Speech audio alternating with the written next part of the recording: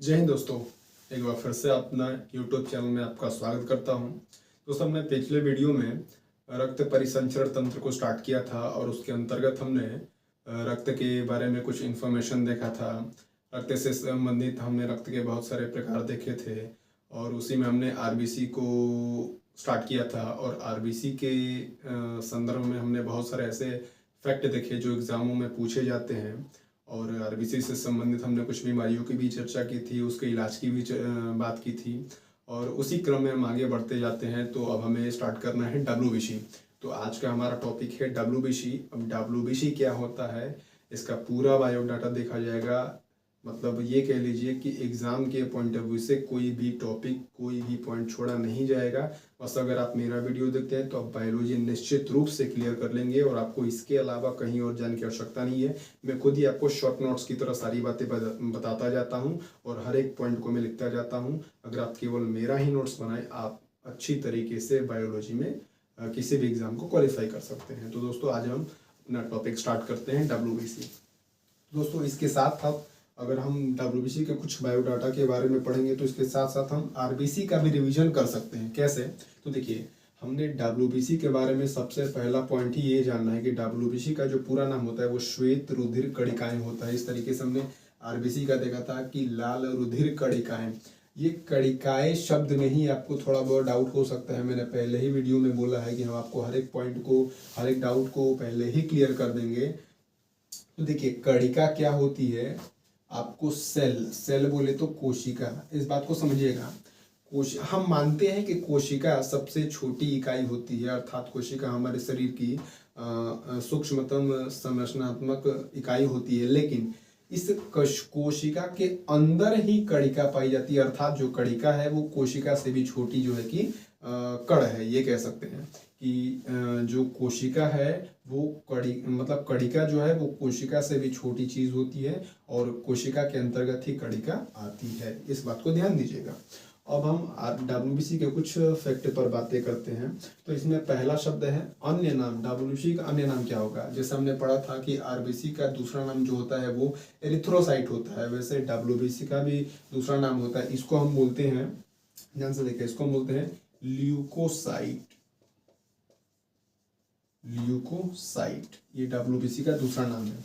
अब डब्ल्यूबीसी के निर्माण की बात की जाए, यानी इसका निर्माण उद्गम कहाँ से होता है, तो इसका निर्माण होता है अस्थि मज्जा में। अस्थि मज्जा में आरबीसी का भी निर्माण अस्थि मज्जा में हो रहा था, डब्ल्यूबीसी का भी निर्माण अस्थि मज्जा में होता है। और अगर इसकी मृत्यु की बात की जाए तो इसकी मृत्यु भी प्लीहा में होती है। प्लीहा को हम स्प्लीन के नाम से भी जानते हैं और आरबीसी का भी मृत्यु प्लीहा में ही हो रहा था। अब डब्ल्यूबीसी की मात्रा कितनी होती है? हमने देखा था कि आरबीसी की मात्रा 45 से 50 लाख प्रति एमएम क्यू होती है। तो डब्ल्यूबीसी की जो मात्रा होती है यहाँ पर 4000 से 9000 प्रति मिलीमीटर क्यूब आपको मिलती है हमारे शरीर में। अब डब्ल्यूबीसी का जीवन काल क्या होता है? तो हमने देखा था आरबीसी का जीवन काल 120 दिनों का होता था, लेकिन डब्ल्यूबीसी का जो जीवन काल होता है वो मात्र 7 से 10 दिनों का होता है।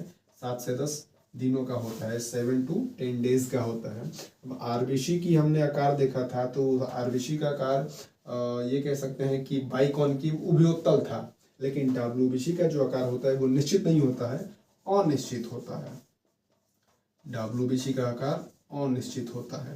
अब डब्ल्यूबीसी में केंद्रक पाया जाता है कि नहीं, तो इसमें उपस्थित होता है, लेकिन आरबीसी में अनुपस्थित था। ध्यान दीजिएगा, आरबीसी में केंद्रक अनुपस्थित था लेकिन डब्ल्यूबीसी में केंद्रक उपस्थित होता है।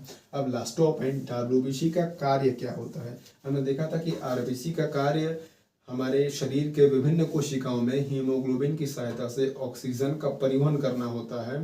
लेकिन यहाँ पर डब्ल्यूबीसी की बात की जाए तो डब्ल्यूबीसी का कार्य होता है हमारे शरीर के प्रतिरक्षा प्रणाली तंत्र को मजबूत करना, इम्यून सिस्टम को मजबूत करना। तो इसका कार्य होता है प्रतिरक्षा प्रणाली तंत्र को बढ़ाना, प्रतिरक्षा प्रणाली तंत्र को बढ़ाना, तंत्र को बढ़ाना, मजबूत करना। इसका ये डब्ल्यूबीसी का कुछ फैक्चुअल बायोडाटा है।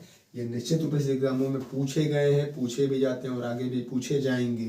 तो ऐसा कोई पॉइंट नहीं बचा जो स्टेट लेवल पे भी छूटे, फैक्ट में। तो डब्ल्यूबीसी कितने सारे फैक्ट है इसको याद कर लीजिएगा। अगर फैक्ट से आते हैं तो निश्चित रूप से कोई क्वेश्चन नहीं आपसे छूटेगा। अब जरा इसके बारे में बात करते हैं, इसका टाइप कितना होता है। हमने देखा था कि आरबीसी के कोई भी टाइप नहीं होते, आरबीसी किसी भी प्रकार का नहीं होता है, लेकिन डब्ल्यूबीसी यहाँ पर आपके दोस्तों मुख्य रूप से आपने बचपन में पढ़ा होगा या जो भी नीचे क्लास में 10-12 क्लास में, तो आपको 5 प्रकार बताए होंगे। निश्चित रूप से डब्ल्यूबीसी के 5 प्रकार होते हैं, लेकिन उससे पहले हम एक और पॉइंट को जानेंगे जो अब तक आप नहीं जानते हैं दोस्तों।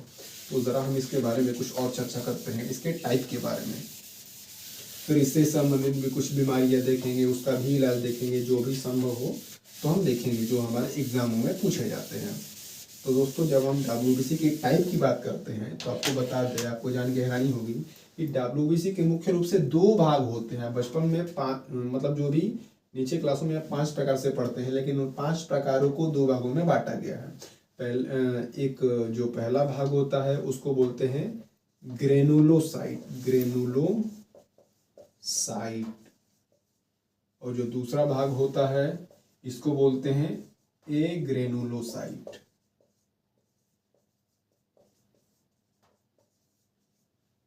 ये जो ग्रेनुलोसाइट होता है ये वास्तविक रूप से कणिका युक्त होता है। युक्त बोले तो इसमें कणिका उपस्थित यानी कि पाई जाती है, और जो एग्रेनुलोसाइट होता है ये कणिका रहित होता है। कणिका रहित बोले तो इसमें कणिकाएं नहीं पाई जाती हैं, अनुपस्थित होती हैं। अब ये जो ग्रेनुलोसाइट होता है ये वास्तविक रूप से 3 प्रकार का होता है। अब ये कौन कौन सा होता है जरा इसको देखते हैं। तो इसमें पहला हो जाएगा वेजोफिल,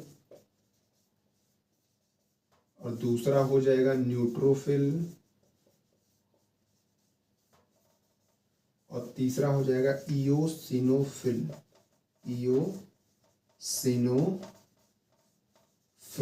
ये हो जाएंगे आपके दोस्तों ग्रेनुलोसाइट के 3 भाग। अब ए ग्रेनुलोसाइट में जब आते हैं तो ए ग्रेनुलोसाइट वास्तविक रूप से 2 प्रकार का होता है। तो इसमें पहला कौन है और दूसरा कौन है इसको देखते हैं। तो पहला हो जाएगा आपका लिम्फोसाइट, और दूसरा हो जाएगा मोनोसाइट।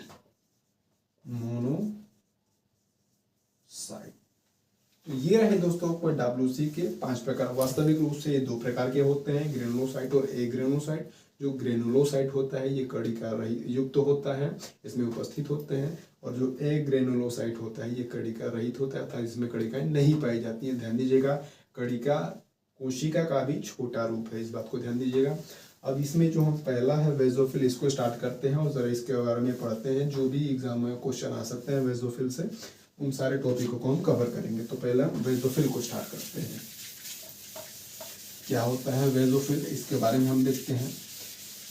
मैं आपको पहले बता चुका हूं दोस्तों, मैं बहुत आपका टाइम वेस्ट नहीं करूंगा। जो भी एग्जाम से ओरिएंटेड होगा मैं वही चीज़ को पढ़ाऊंगा, और जो बेसिकली इसकी इन्फॉर्मेशन होंगे वो मैं दूंगा। ये नहीं कि बहुत आपको बता दूं और एग्जाम में पूछना है तो क्या मतलब मेरे पढ़ाने का, क्योंकि मैं भी एक एस्पिरेंट हूँ और एस्पिरेंट के समय को मैं अच्छी तरह से समझता हूँ, कितना एस्पिरेंट को समय मिलता है पढ़ने में और क्या क्या करना चाहिए एस्पिरेंट को। तो बेसिकली हम डब्ल्यूबीसी की बातें कर रहे हैं। डब्ल्यूबीसी में हम देख रहे हैं वेजोफिल। क्या होता है वेजोफिल, जरा हम इस पे चर्चा करते हैं। तो अगर हम वेजोफिल को कहें, मैं पहले बता चुका हूं दोस्तों, मैं पॉइंट तरीके से ही पढ़ाता हूं। इससे आपको रिवीजन में भी आसानी होगी, क्वेश्चन भी आसानी से हल हो जाएंगे, क्योंकि हमें ऑनलाइन क्वेश्चन मिलते हैं, एमसीक्यू मिलते हैं। तो दोस्तों इसलिए मैं पॉइंट वाइज पढ़ाता हूँ। तो अगर हम वेजोफिल के बारे में पहला पॉइंट बोले तो वेजोफिल को हमारे शरीर का अलार्म सिस्टम कहा जाता है। अलार्म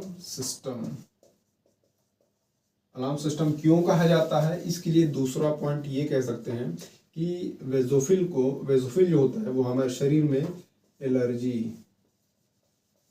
एलर्जी के लिए जिम्मेदार होता है।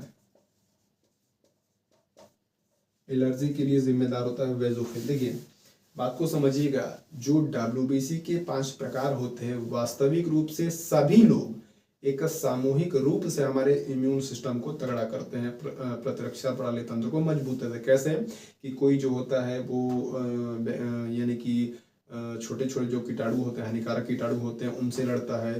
कोई उनके खिलाफ कुछ ना कुछ बनाता है, वो सब आगे पढ़ा देंगे आएगा टॉपिक में। और कोई जो है कि मतलब एनर्जी, मतलब कुल मिलाकर के ये सारे सामूहिक रूप से हमारे इम्यून सिस्टम को तगड़ा बनाते हैं। तो वेजोफिल वास्तविक रूप से क्या करता है, तो ये वास्तविक जैसे एलर्जी के लिए जिम्मेदार होता है। अब एलर्जी क्यों होती है, कैसे होती है, जरा इसको समझिए। एलर्जी क्यों होती है, क्योंकि हमारे शरीर में हानिकारक सूक्ष्म जीवों का प्रवेश हो जाता है। हमारे शरीर में हानिकारक सूक्ष्म जीवों का प्रवेश हो जाता है।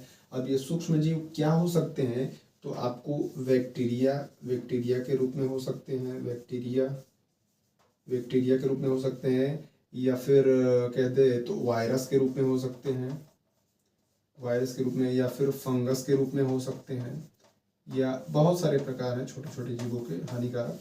तो ये हमारे शरीर में प्रवेश कर जाएंगे। जब ये हमारे शरीर में प्रवेश कर जाएंगे तो क्या होगा, एलर्जी के टाइम पे जैसे ये हमारे शरीर में प्रवेश कर गए तो हानिकारक है तो हानि करेंगे, और हानि से क्या हो सकता है जिसे हम कहेंगे कि हाँ भाई एलर्जी हो गई है। तो एलर्जी के समय क्या होता है कि या तो हमें बुखार हो जाएगा, या तो हमारे चेहरे पे लाल धब्बे नहीं तो फिर ये कह लीजिए दाने हो जाएंगे, खुजली हो जाएगी, बुखार हो जाएगा, लाल धब्बे दाने हो जाएंगे। कुछ इस प्रकार के जब आपको सिम्टम्स यानी कि लक्षण दिखाई पड़ते हैं तो समझिएगा कि आपको एलर्जी हुआ है। एलर्जी कैसे पता चलता है, तो वेजोफिल ही एलर्जी के लिए जिम्मेदार होता है। क्यों, क्योंकि जब एलर्जी होगी तो आपको पता, जैसे आपको बुखार होगा तो आपको पता लगेगा आपकी तबीयत क्या है, खराब है, इम्यून सिस्टम थोड़ा सा डिस्टर्ब हो गया है, तो यही आपको अलार्म मिल जाता है। इसलिए हम वेजोफिल को शरीर का अलार्म सिस्टम कहते हैं। तो एक बात और, एक इसमें पॉइंट और हम आपको बताना चाहेंगे जो एग्जाम में अक्सर पूछा जाता है और बच्चे इसको भूल जाते हैं। तो इसमें तीसरा पॉइंट हम ये कह सकते हैं कि blood clotting factor anti blood clotting factor के लिए भी जिम्मेदार होता है।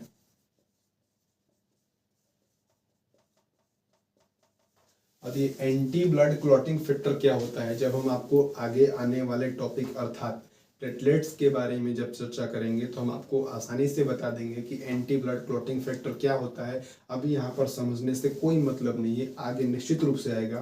तो दोस्तों ये रहे WBC के कुछ इन्फॉर्मेशन। WBC के प्रकार हमने देखे, उसमें सबसे पहला टाइप हमने वेजोफिल को देखा। वेजोफिल से संबंधित जो भी 3-4 बातें थी हमने बता दिया। बस यही एग्जाम में आएगा, इससे ज़्यादा कुछ नहीं आएगा, क्योंकि मैं भी एक एस्पिरेंट हूँ तो मैं जानता हूँ कहाँ तक आ सकता है, और निश्चित रूप से आपका समय कितना कीमती है, तो मैं आपका समय